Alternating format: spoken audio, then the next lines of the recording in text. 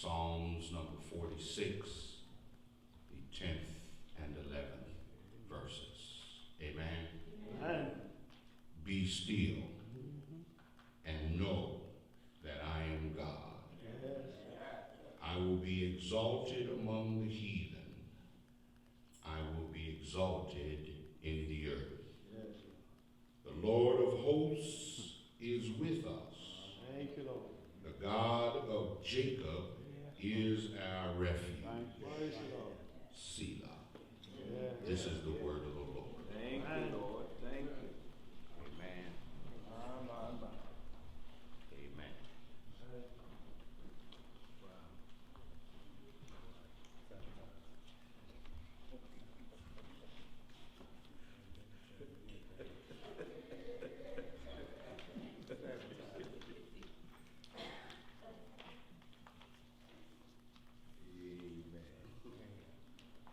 Amen. Amen. I want to talk today from the subject, be still. Be still. I greet you today in the name of Jesus, our Christ, who was, who is, and who is yet to come. To Reverend Ed, Minister Thompson, to our officers, guests, members, friends, acquaintances, ladies and gentlemen, it's good to be here one more time. Amen. Thank and praise the name of the Lord for his goodness and his mercy. We bless the Lord in all things, for he indeed is worthy to be praised. Amen. You know, it has been said that silence is golden. But for some people, silence is deafening, because for a whole lot of folk, it's hard for them not only to be silent, but to be in silence. You know, some people gotta always have some noise at the least. You know, some folk can't ride in a car. See, y'all know where I'm going. Without having the radio, the CD player, Sirius, whatever the case might be. They can't ride 3 miles without having something echoing around their head. Even if you notice in conversations that you have with people, particularly on the phone, if there's a few seconds of dead air, if you will, it makes people uncomfortable. One of the things that we were taught in sales training was that when you are making your presentation from beginning to end, and you get to the point where you ask for the order, after that, it said, the first one who speaks loses. And if you've not been in that situation, it is one that is somewhat unnerving, because you sat there and you asked the prospective buyer, is there any reason why we can't do business today? That silence is deafening. And if you're anxious, even the least bit, you want to rush and fill that space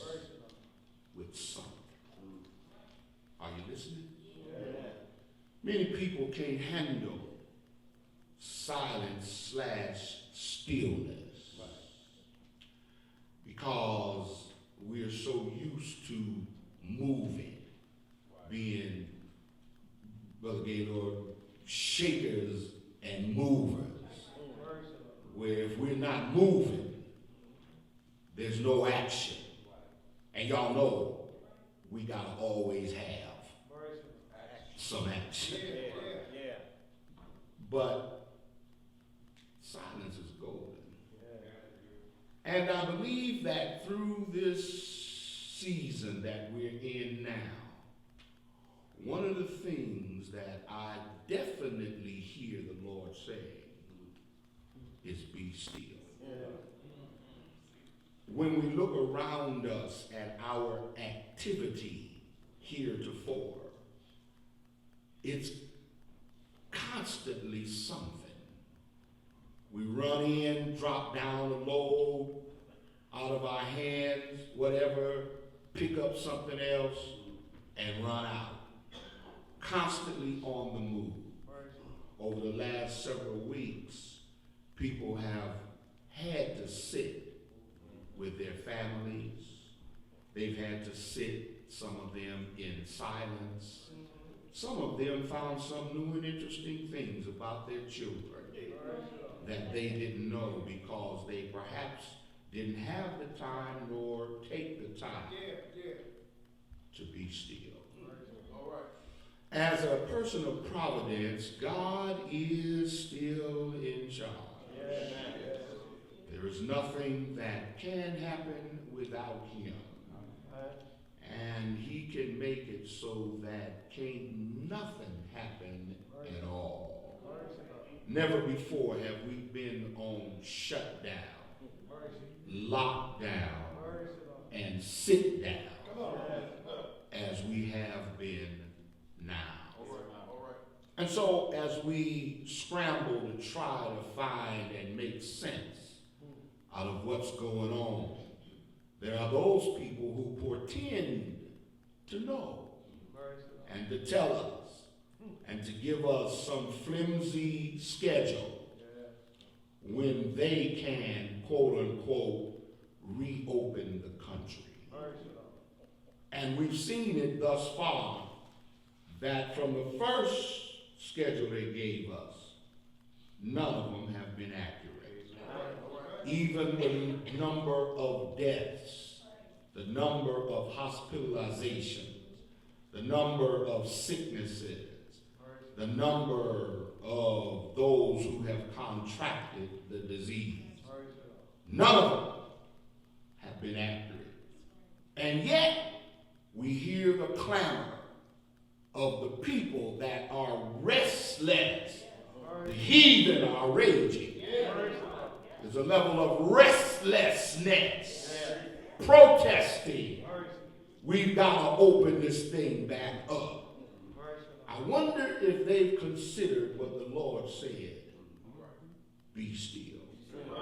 God allows what he allows for his own will, his own reasons, and his own purposes. He allows that. He allows whatever it is to happen. He precipitates a number of things, many things to happen. He is the authority. We are his people, the sheep of his pasture. It is he that hath made us, and not we ourselves. And if I would back all the way up in that song, it would say the earth is the Lord's. It belongs to him. He can do whatever it is he want to do. But I'm afraid that there are some of us who are just clamoring to get back to what we think should be happening.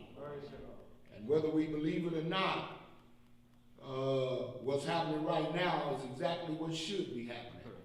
And you want to know how I know that? Because it's happening. And since God is in control, if it shouldn't be happening, guess what? It wouldn't be happening. Huh? And so either you, darling, here I go. Either you is or either you ain't. Praise the Lord. And so in this psalm, which is one have been very comforting down through the years for not only us, but those who have gone before us. Yeah. And it is quite poignant even at a time, especially at a time like this. Yeah. Because the writer begins by saying, God is our refuge and strength, a very present help in trouble. Now, the writer is writing this to be put to music, and it really is written for the upper registers, particularly sopranos. You know, there's some, you know, the Psalms is the hymn book of the Bible. And the songs that are written to be put to music. And they were written for certain parts. This song was written to be sung by at least a soprano in the upper register. And whereas that really does not matter, what matters is it's devotional and it is for our consideration because it speaks to the character of God as well as our position when it comes to God. Yeah. And so when we think about him closing, moving toward the close in verse 10, where he emphatically says, be still. There's some considerations I want to make this morning for us to weigh in our own hearts, minds, and spirits in going forward. Because in going forward, I promise you, this is a good one to take with you. Because since we don't know where this enemy is, the enemy is invisible. And since we don't know how pervasive it is, and since we don't know where the Lord is taking us, as it were, it's important to have in our traveling pouch that which will surface when we need it. Let me just say it another way. This is just the tip of the iceberg.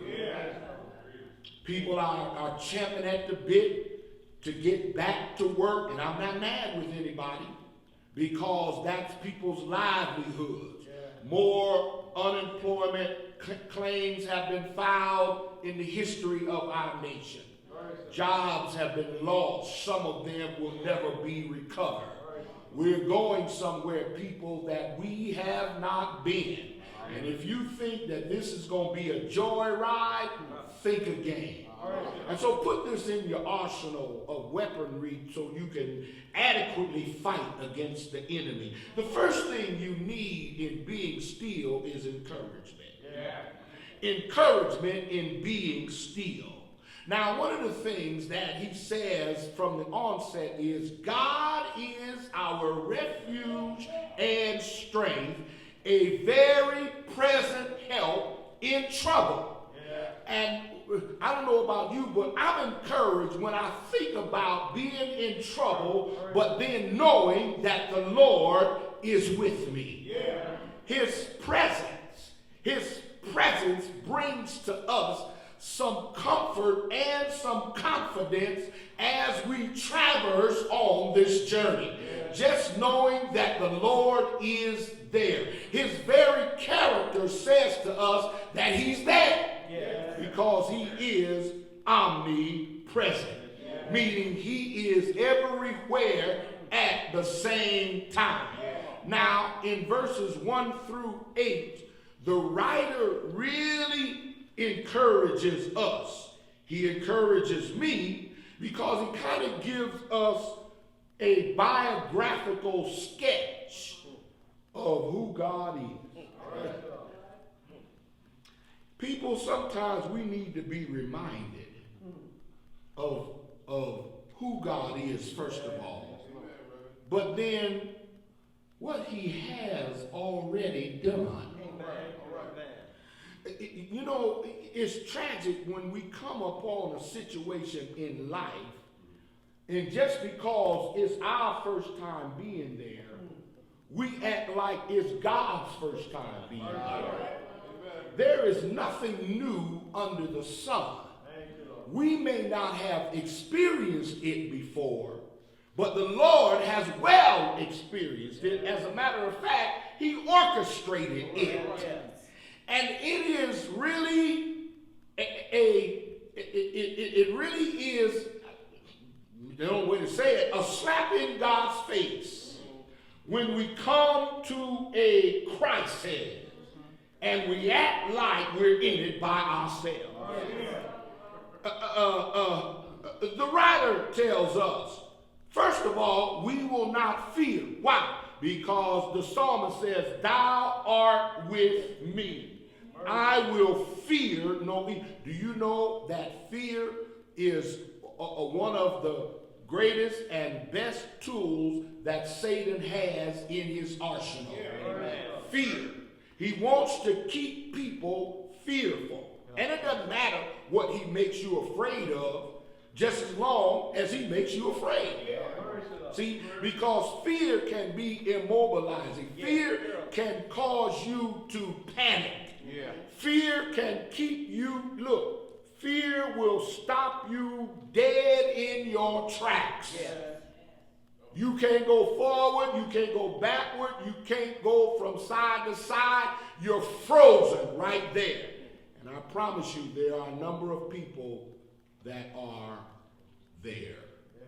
They can't move. And then when they do move, it's in such a way they haven't thought it through. Chris, they end up running into something.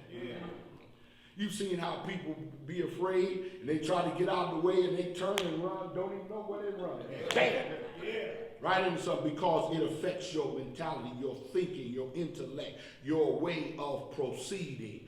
But the presence of the Lord guarantees us that we do not have to be afraid. Number one, because he protects us. I wish I had time. He says it all through this. We will not fear if, though the earth be removed, the mountains be carried away, the waters thereof roar and be troubled, the mountains shake with the swelling thereof. He's our protection. These are the elements of nature. Hurricanes, there are volcanoes, there are earthquakes, all of the life, the moving, the shifting of the earth. Though the earth be removed, though the earth be changed. We're going through some changes right now. And these changes are happening all around us. But we need not be afraid, because the Lord is, we are encouraged to be still because of his presence. Not only does it protect us, it preserves us. It preserves us. He keeps us. Thou wilt keep him in perfect peace. Isaiah 26:3, whose mind is stayed on thee. One of the things that this precipitates in us is to become more selfish than we already were. To only think about our own selves.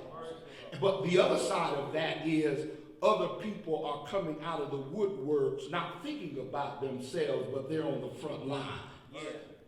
Where they're doing what they can to help save others. But if you notice, there's a tension that's rising. Because people are practicing this thing, listen carefully, at different levels. And if you're not practicing at the level of somebody else, they can become very antagonistic toward you to try to make you practice like they're practicing. Now, don't get me wrong. Everybody ought to be practicing physical distance. Okay? And there are those who definitely need to be practicing shelter in place. But just because someone's level of practicing is different than yours, it should not precipitate in you an antagonism that causes you to further widen the gap between us. In other words, be still. not only protects, he preserves us. Not only preserves us, he will prevail. There is nothing that God cannot overcome. And brothers and sisters, let me say this to you. This is one of the myriad of tests that we have been given and we will be given. Whether you believe it or not, God is expecting you to practice faith even in this. Yeah. Now, your definition of faith may be different from somebody else's definition of faith. And so don't you turn around and flip the script and then become antagonistic to someone else because they are not practicing faith as you practice yours. See, your faith will rarely impinge upon somebody else and put them in a deficit. Help me, somebody. But the Lord will prevail.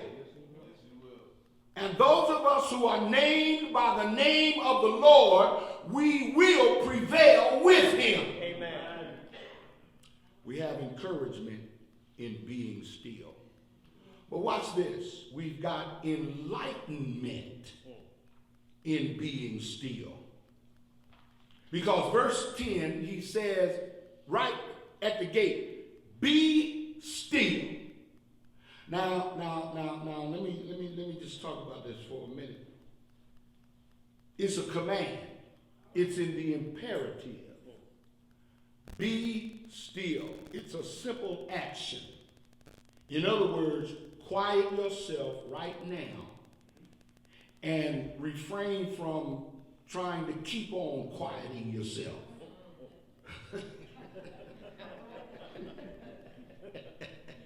Say amen. Listen, my daddy, I hear him say to me, Walt, get yourself somewhere and sit down. Emphatically. It wasn't, George, it wasn't a discussion. It wasn't a suggestion. Huh? It was imperative. It was emphatic. Sit your behind down. Don't be in the process. Come on now. Because, see, if you're in the process and the process, Glenn, takes too long, his next response was, do I need to help you sit down?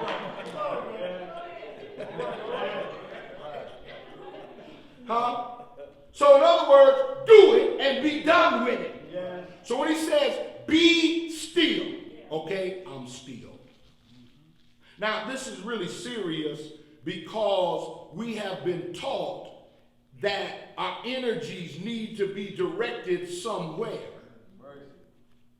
See, and one of the things that we're going to see as a byproduct of this is people acting out. Because they don't have anywhere to direct their energies, and they have not learned to put a cap on them. Because they've always been able to do what they want to do. And let me tell you, one of the most important things that's obvious through this is people's lives have been affected, and they're champing at the bit to get back to their own lives. They don't know how to handle this when things are taken out of their control. And they can't do what they've always done and what they've always wanted to do. Right now, to a degree, they've got to be still. And it's posing challenges for some folk.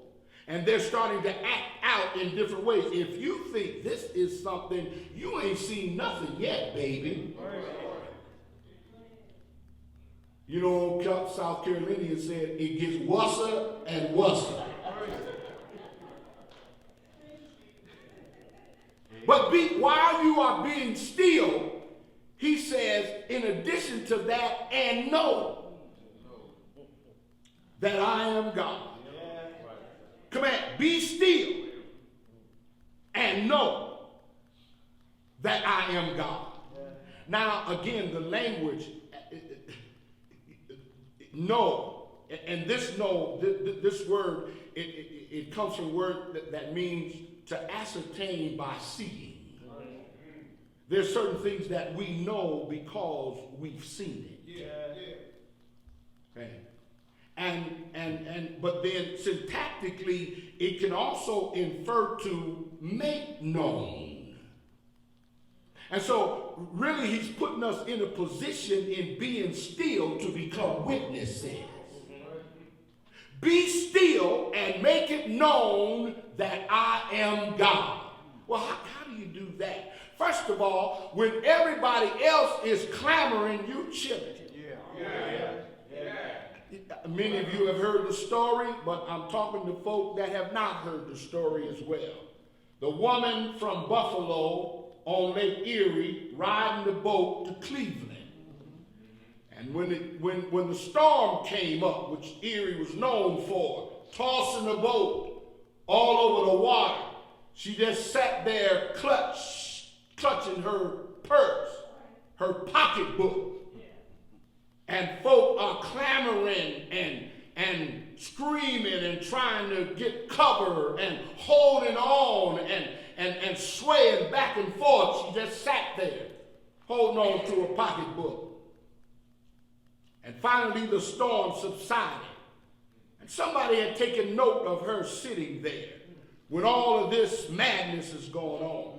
And they inquired of her and said, "Ma'am, I noticed that while everybody else was scared and to and fro, hither and yon, trying to find some safety and hold on to be anchored, you just sat there." She said, "Well, let me tell you this. I'm on my way to Cleveland because I've got a daughter in Cleveland and I want to see her. But I also have a daughter in heaven. And it really didn't matter to me which one of them I saw." See, this woman is stilled even in the middle of a storm. Her faith was being exercised because when the storm came up, she heeded the call, "Do not be afraid." How many storms in the pages of Holy Writ have we read about and heard about where Jesus not only calms the storm, but he calms those who are in the storm. See, when you know, he says, know that I am God. There are some things that we know about him that he allows us in this situation to make him known to others. God has a way of allowing, not only allowing, but causing us to be witnesses. Amen. And I promise you we're in one of them right now. So the walls in here have been broken down. So our witnessing goes far beyond these walls. And the Lord is determined to let the world know that he is God all by himself. Thank you, Lord. Amen. Thank you. My. He says, know that I'm God. There are other folks who talking like they're God. Have mercy. How can you know when God's going to end what he's going to end? How can you know where the numbers are going to reach? I applaud the experts for their contribution, but they are even limited in that contribution. Amen. Only God knows. And I just want y'all to know today that all my eggs is in his basket. Amen. We're leaning and depending on him. He says we make it known. He says I am God. He is God. And listen, I don't have time to even begin to tell us what that means. He is God. How can I? Because how can a finite mind comprehend an infinite being? All I can tell you is the stuff that's relative. Wish I had somebody. Somebody said he woke me up this morning. And started me on my way. He put food on my table. He picked me up, turned me around. But when you start reading what the Lord has done from the first time he spoke and everything came into existence, it starts for us right there, but it goes beyond that for him. Because there was a time even before the beginning. It's called eternity. And so there is enlightenment. Not only encouragement and enlightenment, but watch this. There's exaltation in being still. Here it is. He says it right here. Be still and know that I am God. I will be exalted among the heathen. I will be exalted in the earth. Exaltation. You see, when we become so taken with our own lives, we don't take much time to dedicate it to realizing how exalted God is. He says, I will be exalted. Now, there's two things I want to present right here. He says, I will be exalted. In other words, made high, lifted up. Now, it is up to us to exalt God, lift him up, not only in our presence, but in the presence of, as it were, foreigners, those who are not of the faith. Because, you know, when we hear the word heathen, sometimes we relegate it to behavior. You know, man, our children, they behave like heathen. and that's not really always the case. Heathen has to do with nations, particularly foreign nations. And in this context, Gentile nations, those who were not in the family of God. And there are a multitude of people that are not in the family of God, that those in God's family need to exalt the name of the Lord. When we become like the heathen in attributing every success to our own ability, in attributing to every malady to somebody's fault, we're not exalting the Lord. We have become like heathen, like the Gentiles, like those who are on the outside. But in the family, we know that it is God all by himself. And we exalt him. We lift him up. We elevate him. But then watch this. Whether you elevate him or not, he's already exalted. Just by being who he is exalted. And you see, it says among the heathen. One of the attributes of heathenism is to discount, disregard, disobey God. As though he does not even exist. People go on with their own lives. They do what? I did it my way. That's heathenistic. When it comes to recognizing who the Lord is. He said, I will be exalted among the heathen. Now, this is another emphatic. This is not, well, if I catch them at the right time.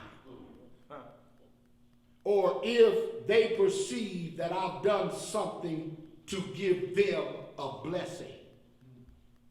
It matters not what the time is or times are. The Lord will be exalted, and every knee shall bow, and every tongue shall confess that Jesus Christ is Lord. Watch, to the glory of God. He will say, I will be exalted among the heathen. Watch this. I will be exalted in the earth. One writer said, he didn't say church. He said the earth. Wow. When you talk pandemic, pan means everywhere, all over. Okay?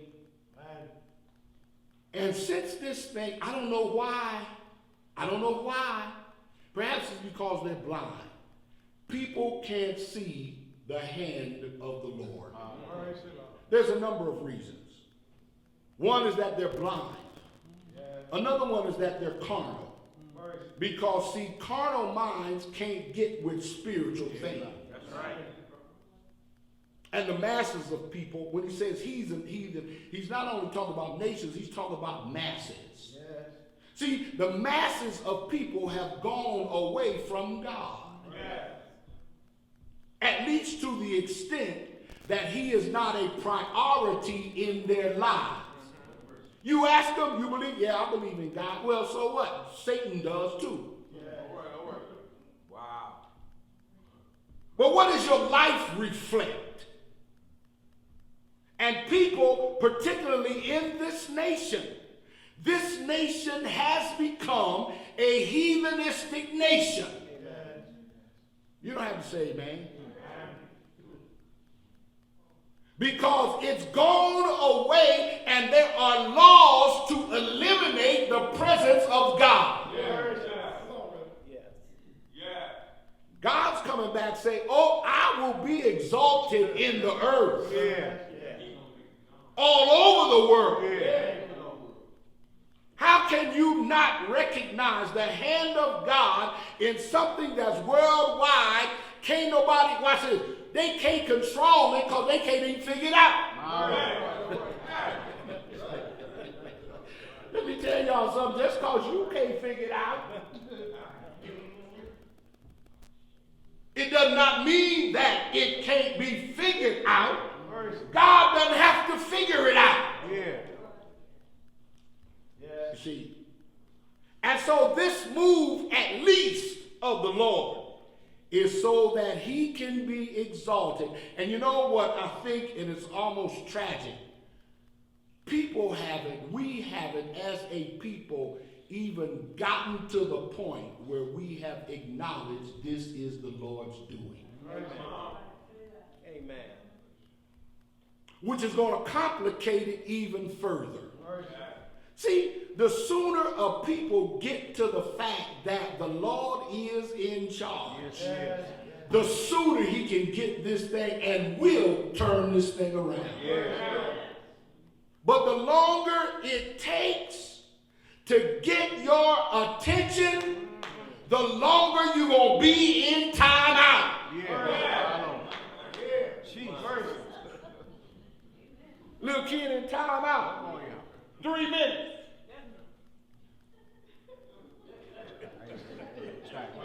3.5 minutes later, he acting a fool again.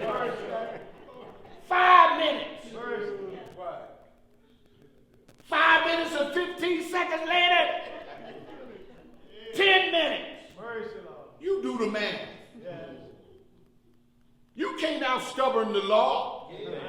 And there's some hardcore folks who want to deny not only that God is in control of this, but his very existence. God says, I will be exalted in the earth. You can go stubborn if you want to go. You can go kicking and screaming if you want to go. But I promise you this, you going. You going. You can't outweigh him. Because see, God is not bound by time. You only got so much time, Jesus. 80 years and 10. And if you got reasonable strength, it'll be 80 years. Huh? So get busy. Get with it. Watch this. Be still. Finally, exaltation and being still. Finally, we have Emmanuel in being still. Verse number 11. The Lord of hosts is with us. The God of Jacob is our refuge. Selah. The Lord of hosts. Do you know what a host is? See, our context is somebody who over the party. Come on now. They made the arrangements. You go into their place. They're the host. No. See, a host is a mass. There's the host of angels. You know how many angels there are? It's an army. The host, the army is a host. Anything in massive numbers is a host. And he is the Lord of hosts. So he has the authority not only over the hosts, singular, but over the hosts, plural. He is the Lord of hosts. You know how you can get instructions from one with authority, and if it don't satisfy you, you can go to somebody else?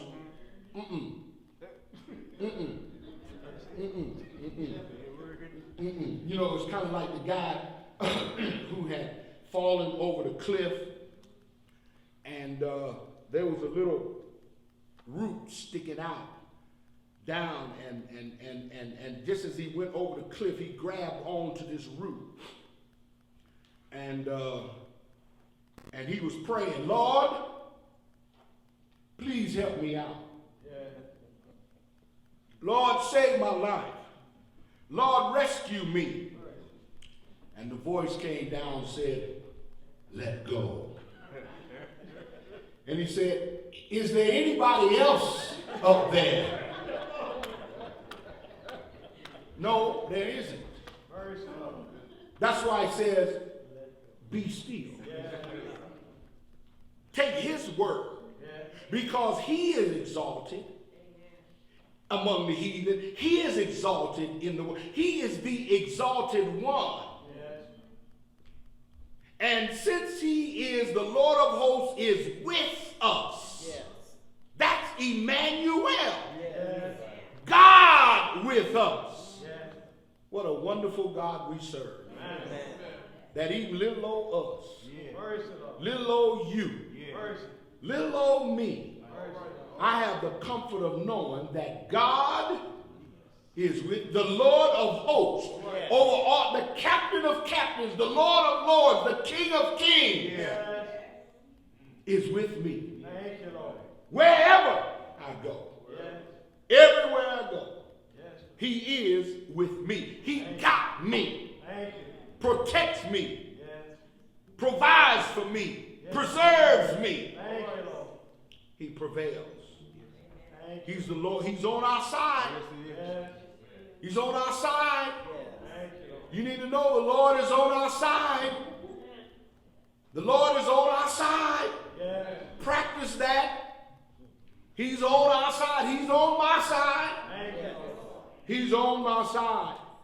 He's on my side against enemies. He's on my side against threats. He's on my side against troubles. He's on my side against trials.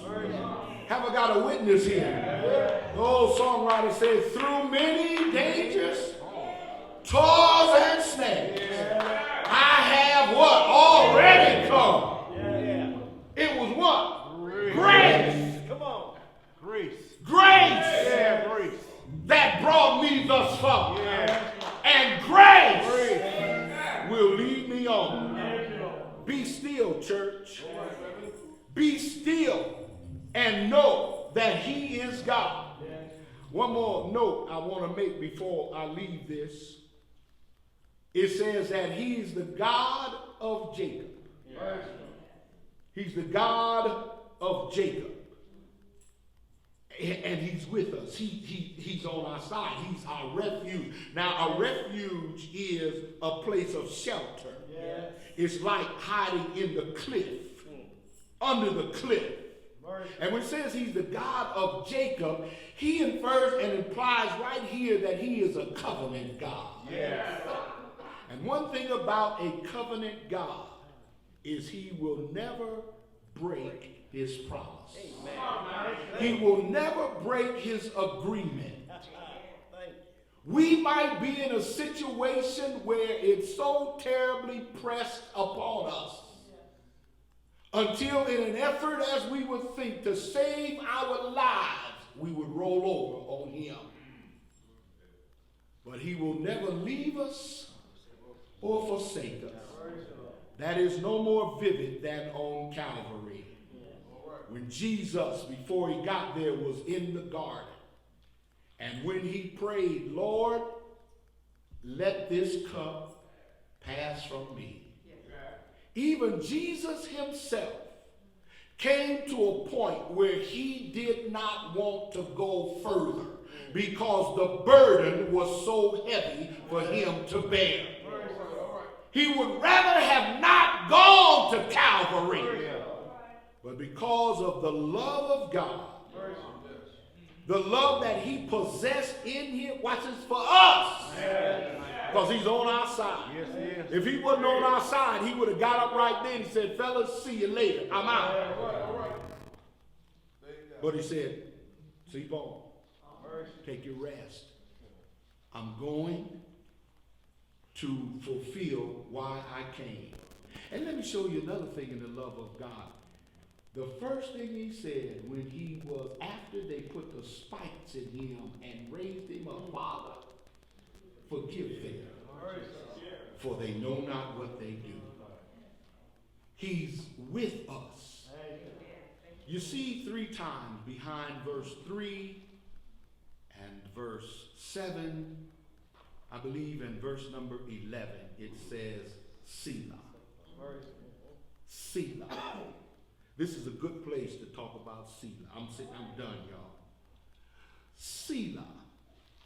Charles Haddon Spurgeon says, Selah bids the music rest. Pause in silence, soft and blessed. Harps and voices tune again. Selah ends the vocal praise. Still your hearts to God upraise. Selah.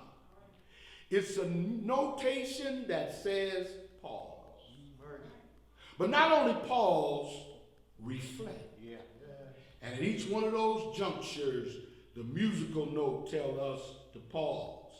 It's silent. The music is silent. You know what? Sometimes the music needs to be silent. Sometimes the clamor needs to subside. Sometimes voices, you need to shut them out. All of them. And just be still. Buckle your seatbelts. We're in for a long ride. But God is with us. And what makes that so comforting, I can't stop at Calvary. Because if I stop there, that ain't the end of the story. You're going to miss the best part.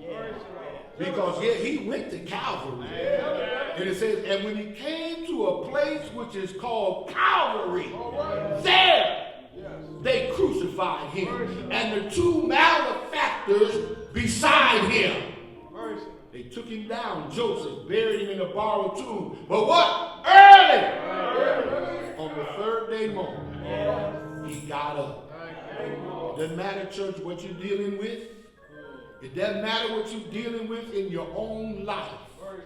If he has power to get up from the dead, you have power to keep on going with life. And that power is in him. He's with us. He's on our side. And so, be still. Amen? Amen. God our Father, we are thankful for this time in the Word. Yes, Lord. Thank you that you are with us. Still our hearts. Still our minds. Still our tongue. So that we can hear your still